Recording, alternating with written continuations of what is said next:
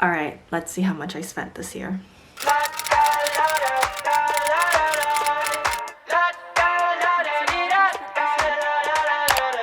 Hey everyone, welcome back to my channel. I haven't quite figured out my filming setup in this place yet, so I'm just kind of sitting on the ground by the fireplace because it looks the cleanest. But anyways, so since the beginning of 2022, I thought it'd be interesting to share how much I spent in living in London for a full year.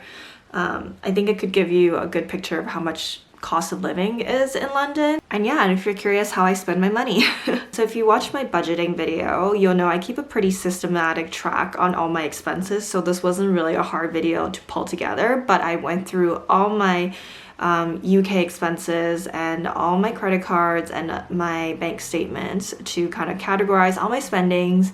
I'll also put the US and Canadian dollar equivalent on the screen since I know it's probably easier to compare to the US, and also I think I have a lot of viewers that are Canadian as well if you want to kind of get a better feel of what that amount is. But anyways, let's get started. So rent is definitely my biggest expense. So in terms of actual rent paid, I paid £8,775 in the last year. It should actually be more, but because I paid 6 months up front when I first rented the place in 2020, I only had to pay 6 months in March of last year. And then on top of that, I had 1 month of rent payment from this current place that I'm in. And then on top of those basically 7 months of rent payment, I had to pay a deposit and the first month rent for this place. So on top of the $8,775, I paid additional $2,747 for the first month and the deposit for my current place now. So actually in total for like rent payments alone, I paid $11,522. Yeah, quite a lot of money. And then along the lines of home expenses for utilities, I paid £723 in total, which includes electricity, gas, and water. And then for council tax, I paid $1,197 in total. And if you don't know what council tax is, it is like what property tax is in Canada and probably the US. Usually renters are not responsible for like property tax, but here renters are somehow the ones responsible for property tax or whoever is living in the building. So yeah, it's kind of annoying, but it is quite a large chunk of money on top of your rent that you have to pay. Some places they include everything, but I find that most places, especially places where you're renting the whole place and you're not sharing, you're typically responsible for council tax. And then lastly, just for home stuff, last year I spent £683 on furniture, and it's mainly for this place because in last year I didn't really buy any more furniture for my last place. So I spent about £367 just on IKEA, and then secondhand furniture. I so far have spent £200 in the last year on secondhand furniture, which includes my chairs, actually $260. The 2 chairs that are in my kitchen now and the table. Those are the secondhand furniture that I bought so far. And now for food costs. So I'm just gonna preface this by saying that I don't eat out too much, but London is a very expensive city. I think at most, on average, I would say I go out once a week. So the amount that I spent out was £1,375 in the whole year, which I think is a lot for how much I go out. Like I don't go out to eat that much. So I kind of took a look at the transactions and ordered them from most expensive to least. And the most expensive was I bought 6 shots at a bar at a French bachelorette, and that was £48. Dinner at the Ned at a Japanese kind of like poke place was £44. And on average, when I go out for dinner at a semi okay, like a nice spot, it'd be £25 to £35. And since I started going to work sometimes, a lunch out is usually around £6 to £10. So yeah, £1,375 on eating out. And then for eating in, I spend around £1,103. So as I mentioned in my last vlog, it is definitely not expensive to get groceries. That averages out for me around £21 per week, which makes sense. My grocery trips are usually 25-ish pounds per week. So yeah, that makes sense, because certainly like eating out some and cooking at home most of the time. And now let's move on to transportation costs. So I rarely ever took Ubers or Bolts here. There's only been a handful of times because actually it's normally slower if you're going into the city to take an Uber or boat. The tube is way more effective. And sometimes like drivers just don't want to go into the city because of its congestion, or like there's some kind of charge if they go into the city. So it tends to be more expensive and slower if you take an Uber or a Bolt. So for rideshare, in the last year, I only spent 184 pounds, and there's like the rare occasions where I like go out a bit too late, or I was buying stuff from IKEA and I needed to carry it home. And then for the tube, for the whole year, I spent 649 pounds, which I think is kind of a lot considering I wasn't going to work every day. Like I would only take the tube basically on weekends and like maybe one time during the week. So I can't imagine if I was going to work regularly and taking the tube all the time, it'd be probably like double this expense. But yeah, the tube is not cheap in London, I think. Okay, now let's move on to kind of fixed expenses. So my cell phone bill, I have a pretty good plan with EE. I actually, because I don't have that much of a credit history here, I couldn't get on like even one of the better plans, but I was pay as you go, and then someone from EE called me and offered me a plan that was £10 a month for 8 gigabytes of data, and that was pretty good. So I've been basically on that the whole year. So in total for my cell phone costs, I spent around £132, which is like £10 a month. Plus I paid for roaming on like a different card when I needed it when I went traveling. And then for subscriptions, this whole year I only paid £57 because I was only paying for Apple storage and my phone insurance when I got my new phone. I do have Netflix and Spotify, but they're on my Canadian banking, and I have a family plan with my friends in Canada, so it's very, very cheap. I only pay once a year, so I just didn't calculate that in that because I have to convert it, and I have other like financial obligations in Canada, so it just didn't make sense to calculate it into my cost of living in London. But I think that is like one of the few things that I use in London, but I pay in Canadian.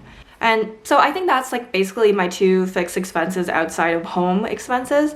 Now let's move on to just random kind of flexible expenses that I have. So travel was definitely big for me. Even last year, I went on 3 big trips. So I went to Edinburgh, I went to Malta, and I went to Amsterdam. And I also went back to Canada actually. So I spent around £1,896 on travel. It's probably a little bit more than that because I did use my Canadian credit card once in a while when I was abroad, since it doesn't charge like exchange rates. But I think this is like the bulk of the expenses. So in Edinburgh, I spent around £600. Malta, I spent around £679. And then Amsterdam, I spent around £400. And this all includes flight, and all my expenses when I was there. And then actually Canada, the flight was quite a bit. Just the flight alone cost me £353 because I was going back during the holidays. So it was quite an expensive flight. But I would say this is cheap because I bought it early, and it's also not a direct flight. So yeah, £353, no check bags. Anyways, so yeah, I spent around 1,900-ish on travel, probably a little bit more than that. And related to travel, just in COVID tests alone, I spent around £193. I think there was ones where Nate paid for one of my COVID tests, so it's probably a little more than that. But for a lot of the countries, you had to test going in or test coming out. So overall, I spent around £200 to get COVID tests for travel. And then the next big expense on my list was electronics. So this is basically just one expense, which is my new phone. If you watched my vlog, you would know the story, but I did get my phone stolen, so I had to buy a new phone. And because I'm new to the UK, I don't have credit history like I mentioned, so I can't get actually one of those plans where you pay every month and you get a new phone. I actually had to buy the phone straight out, so I paid £959 for this new phone. Yeah. Yeah. Anyways, next on my list is entertainment. So I don't have that much things that fell into this category. Like this year I didn't do that much in terms of like paying for entertainment. I felt like most of the things This would include like, you know, gallery tickets or like movies or events that I went to, but I didn't go to too many this year. Most of the times I hung out with people just to go out and eat. And then a few times if I went out with Nate, maybe he got the tickets for us. And then the few times where we did things out of the ordinary, like not to eat, to actually go do something. Galleries here are mostly free, so I think just a few exhibitions and movies might be included in here, but it was just around £200, my total expense for entertainment. Another thing on my list is massages. So if you know me, I love my massages. I definitely have a lot of back issues from just sitting and working from the computer all the time. So I didn't spend too much this year on massages because I'm so used to getting them through my company insurance that it feels odd and expensive to have to pay for massages. But I found this app called Urban where the masseuse comes to your house and gives you a massage. It's actually not too expensive. It ranges, I think, from 50 to 70 pounds for a 1 hour massage, and they come to your house and they bring like a whole massage table and everything. But yeah, if you want to get 20 pounds off your first massage, I'll leave a link down below for you to use that. It's not sponsored. This is just one of those like friend referral things. But yeah, so this year I spent around 170 pounds on massages. The next category I had was beauty. So this includes like skincare, makeup, toiletries, things like that. I just kind of grouped everything on there. Any expense from Boots is in there. So I spent around 766 pounds and 43 cents on skincare. I think the most expensive things are like skincare products, of course, hair dye. I buy new contact lenses regularly because these are monthly ones and they're from Korea, so they're not cheap. And then I think I grouped my piercings in here as well. So that was like kind of the more big ticket items in skincare and beauty. And then on that line as well, clothing. This year I spent around £1,000 on clothing. So yeah, I don't really have anything to say there.